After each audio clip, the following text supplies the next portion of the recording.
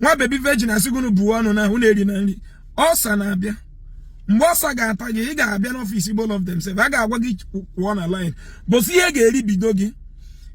Bosi ọya ga-eri bido gị. My people, unbelievable, wonder shall never end. It don't happen again. It don't scatter. Everywhere don't burst. No be small matter. O make una carry una joko. Then sit down, come listen to this one, my people. Hey. Things they happen.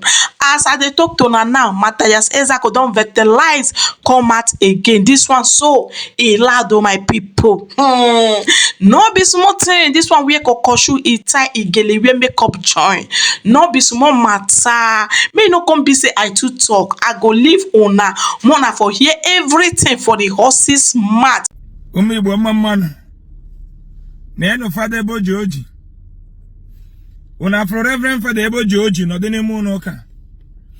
Now Oji abrozi evil. Oji abrozi ọjọọ. Mana enwe nchọrọ egwu unu. Iwu ọcha agide for na Catholic Church mana fa bụ one of the high ha nwa bụ ndị izi bidoro this criminal business bụ religion. Okwasị weta ego bịa nye Chukwu. I were ego nye fa nye gị faith, nye gị chaplet, nye gị 10 decade, nye gị book mass, nye gị je na chapel kpe ekpere. Gị kpesere sacrament ka ọza gị ekpere. Mana sacrament na-ekpesa alụ ịrụrụ ya iron protector. Were ike ikpochie ka ọ yara ifu. Now the same thing inye security ka ị na-ekpezire ekpere ka onye gị security. Church 419, church scam. Now ị na-anya dịka nsi wee ndị Catholic bụ ndị isi butere this 419 na be anyị nụ. Akpọ Christianity religion. Faso na ndị isi bidoro ya n'ụwa niile. Now anya for now this movement may shake the whole world. Going back to our root, each year as on our root. Now Jesus is scam. Now Virgin Maria Bonyori. Now anything about religion is fraud. Now Jesus saying when you anything on a mail on mother no. Not just your mother created to control our mindset and steal from us, as they normally steal from you every Sunday, out of your ignorance. Now now. When emezi iwatch on one Catholic church in Nsukka na batara ndị na-eti mmọnwụ fa bata na ụka.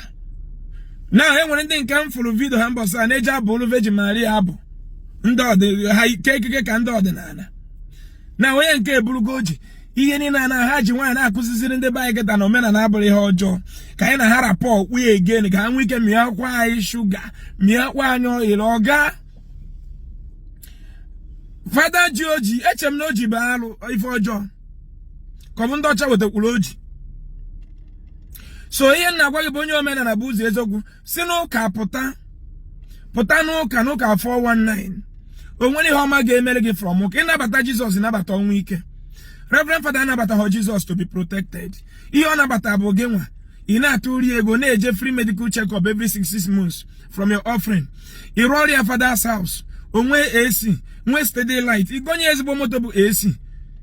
Ọ gị ka ọ nabata ho Jesus. Ọ nabata gị nwa bụ mmadụ, nwa afọ Igbo nwanne ya, ọ dịrị ya na mma, not Jesus. Bịa ka anyị nabata onwe anyị, kọwa dịrị anyị na mma.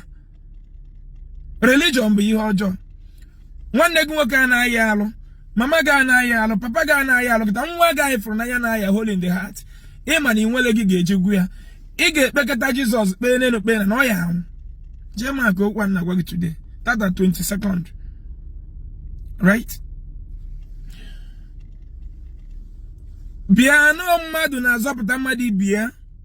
Many government ndị ọcha ja kwụrụ every citizen ụgwọ.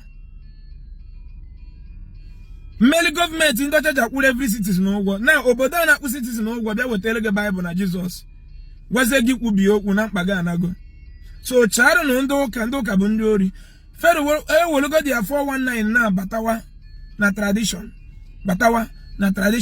Ka agwaza na tradition abụrụ ihe ọjọọ. Keta na ha si ga imewe nke anyị ka ha mewe nke ha. Kịtịkpa ga-agbagbufa. Kịtịkpa si Congo, Tanzania. Kịtịkpa si Abidjan, Nkịtịkpa si Cameroon ga-agbagbu ndị ụka. Ijide okwu mmụọ memụọ ya ọkụ. O nwere ọnọchi gị ụzọ. Isi na oji obodo ịga n'iru. Enweba na produce phone obodo yari ga n'iru. Enweba na ru television na obodo ahụ yari ga n'iru. Obodo ahụ arụsị dị na ha na produce aircraft yari nye youth ọrụ. Government and akpụ citizen obodo harụ nsị nọ n'ogbo to sakwu ndị England na ndị Western world obodo yara ịdị mma. Kedu ebuzi iwu unu na ya ala giri ni alụ nsị kpọ ịmụọ ya ọkụ. Onye ọbụla na-agụ Baịbụl bụ onye mkpụrụ mmiri. Onye na-agụ Baịbụl bụ onye iberibe. Onye nabatara Jizọs na-akpọkwa akpọkọ. Ka ị na-amụrụ ọda believe ọkụ. Ukwu isi dị na village na ọgbara mkpa ịtọ na ndị amụsụ nọ na n'oji obodo ịganyere anyị dị mme. So ukwu isi adọrọ na village gọvanọ Anambra steeti. Gọvanọ Enugu steeti enwere ukwu isi na be nna ya eji ịga n'iru. Gọvanọ Ebonyi, gọvanọ Imo, gọvanọ Abia steeti. So enwere ukwu isi nọ na be nna fa nwa ya ejide their destiny. Agwa gị na ego anyị na-enweta na Nigeria by opportunity. Onwere God ma Jesus na-enye ma alụnsị ọbụla. That is why na nwere alụnsị ndị Igbo dowe nọ na-enye ego. Ihe ndị Igbo gwa gị na aka aja aja na-ebute ọnụ mmanụ. Ihe alụnsị na-emedobe bụ to keep the law of the land. Ka obodo jụọ oyi ka alụ yara dị na-eme. Alụnsị simply means alụ kwụsị. Ndoka wee were anyị gbaa gambling. Na-anala anyị ego na-agwa na Jesus ya agọzi anyị. Ndị Igbo abụọ aga ọgaranya, that name ọgaranya adịwago before ebute Jesus. Onye na-emezi ndị China ọgaranya. Onye na-eme ndị South Korea ọgaranya. North Korea enwela nwa preach anything religion. Onye na-emezi ya ọgaranya nye ya ego. Ụka ga-use fibroid anyị nwere kịta bleeding na-agba gị. Isi na ị nwere okwukwe na ọ ga-apụ. Ị ga-anwụ very soon if you don't go and remove it through surgery. Agwa gị na nwere ọgwụ ya anwụ ka ọ shiri nka. Fa ga-egbu gị maka na ihe etiri eziokwu. Nwa baby virgin asịgunu bụ ọnụ na ahụ na-eri na nri. Ọsa na-abịa. Mgbe ọsa ga-ata gị, ị ga-abịa n'ọfịs Igbo of themselves. A ga-agwa gị kwụọ na line. Bọsị ihe ga-eri bido gị. Bọsị ọya ga-eri bido gị. Bọsị ihe reality ga-ehi iti gị. Ka ị ga-ama how useless religion dị. Bọsị reality ị nwere ike nwa accident gbajọọ ọkpa ma aka ma ọ nwụọ ya aka legenụ. Bọsị ọnọdụ a ga-eri bido gị. Ị ga-ama na Jesus anything religion bụ criminality. Zuzugharịba. Jesus na-aza ekpere ndị ọcha nwee health insurance standard for every living citizen. Ebe a na-atụ ka ego ọnụ. Onye eweta onye eweta onye eweta so that ofu onye ya aloketiri iti enya which is anyụkọ mmamịrị na ọgba ụfụfụ. Jesus na-enye ego ndị ọcha na-akwụ every nwaanyị dị ime ụgwọ mụọ nwa kwụwa nwa ahụ ụgwọ. Jesus na-enye moto ndị ọcha na-ebunye ha ụmụ ha moto nye ha 15 years to pay. Jesus na-enye ụlọ ndị ọcha na-enye ụmụ ha ụlọ nye ha 30 years to pay for one building. Ị nọrọ ebe a naghị ara Jesus. Anụrụ m na na-eme ma anụrụ m na na-eme ma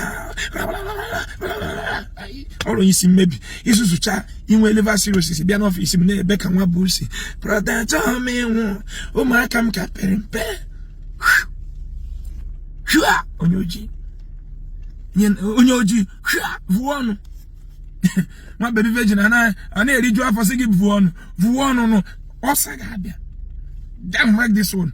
Iji health gị egwu ị na-eme health gị ya ụwa nke a bụ nke gị ya nọrụ relax alibere onwe gị fedoziwe alụ gị gbawa mbọ chụwa ego zewe danger dịcha na Nigeria. Mụrụ anya je na-anụ agha na-atụ onwe gị afọ ijere ovijiri je nka ọnwụkpute gị n'ozugbo oge. Mepee na ya chara na ndị ụka fana ha akpụ anyị nso anyị mebe nke anyị ka fa mebe nke ha. Ndị oshiko unu ga-arapụ na ya ịtọrọ unu omenala tọrọ unu. Catholic Church bịara gwa m n'ụwa na-emebi mana every Catholic Church na village gị ka gị nwee compound. Onye na-agwa gị n'ụwa na-emebi ka gị nwee compound dị be nna gị. Catholic Church nọ be nna gị ka compound dị bụ unu bụ ibu. Onye ka gị nwee ana na be nna gị gwazie gị n'ụwa na-emebi. No, mepee na ya ndị Igbo enough is enough. Church should go to hell.